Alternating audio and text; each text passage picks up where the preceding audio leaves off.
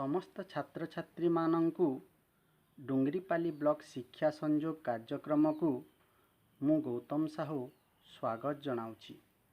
आज आमे पढ़िबा सप्तम और अष्टम श्रेणीर विज्ञान विषय प्रसंग हेउची विद्युत। विद्युत हेउची आधुनिक विज्ञान रो मानव समाज को एक जुगान्तकारी अवदान। आजिकाली विद्युत शक्ति बिना बंचिबा असंभव मने हुए। पिला माने खरा दिने बिजुली काट समय रे आमे केते हैरान हेथाऊँ तमे माने समस्ते अनुभव करथिबो। विद्युत सेल हेउची विद्युत रो उत्स। एकाधिक विद्युत सेल रो संयोग को बैटरी कहा जाए। तमे माने समस्ते विद्युत सेल देखिछ। यह हेउची एक विद्युत सेल। पिला माने देखो एहार दुईटी अग्र अछि, गोटे युक्त अग्र और अन्यटी वियुक्त अग्र।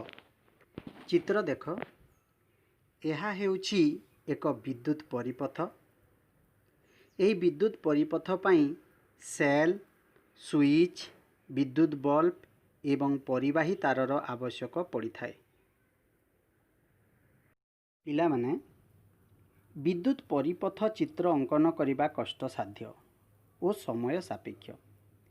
तेणु वैज्ञानिक माने विद्युत परिपथर विभिन्न अंशक पई निर्दिष्ट संकेत व्यवहार करिसंती। एटी चित्र को देख पिला माने विद्युत सेल पई केउ संकेत, विद्युत बत्ती पई केउ संकेत, विद्युत स्विच मुदित अवस्था रे केउ संकेत, विद्युत स्विच मुक्त अवस्था रे केउ संकेत, विद्युत तार परिवाही तारर संकेत, यही सब तुमको मन रखा पड़े। एबे आमे जानिबा मुक्त विद्युत परिपथ। चित्र को भल भाव देख, स्विच टी अफ अछि अर्थात मुक्त अछि। परिपथ रे विद्युत प्रवाह बंद अछि, तेणु बल्ब टी जळू नाही। एबे आमे जानिबा मुदित विद्युत परिपथ। चित्र को भल भाव देख, स्विच टी ऑन अछि अर्थात मुदित अछि। फल परिपथ रे विद्युत प्रवाह हेउछि, तेणु विद्युत बल्ब टी जळू अछि।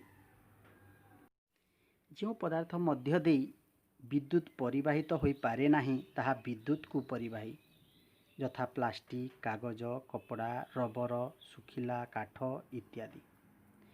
जो पदार्थ मध्य देई विद्युत परिवाहित होई पारे ताहाको विद्युत सुपरिवाही कहंती, यथा लुहा, तंबा, एल्युमिनियम, समस्त धातु इत्यादि। विद्युत सुपरिवाही कि कुपरिवाही परीक्षा करिबा पई आमे एक विद्युत परिपथ युक्त उपकरण तैयारी करि परिबा। पिला माने चित्र मानंकु भल भावरे देख।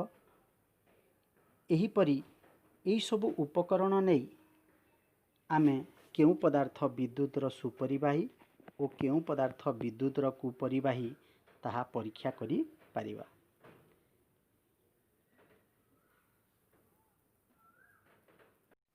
जेतेबेले विद्युत परिपथटी रे स्विच टी मुदित थाए अर्थात ऑन थाए, बल्ब टी जळु थाए। जळुथुबा बल्ब को तुमे छुई देख, किपरि लागुछि? गरम लागुछि ना? काहींकी गरम लागुछि? काहींकी ना एठारे विद्युत शक्ति आलोक शक्ति और ताप शक्ति रे रूपांतरित हेउछि। विद्युत स्रोतर यह हेउछि तापीय प्रभाव। विद्युत स्रोतर तापीय प्रभाव हेउथबा उपकरण गुड़िक हेला हीटर, इस्त्री, इमर्सन हीटर, विद्युत केटली इत्यादि। तो पिला माने आज आमे पढ़िला विद्युत। एबे कार्य फर्द पूरण करी उत्तर देव।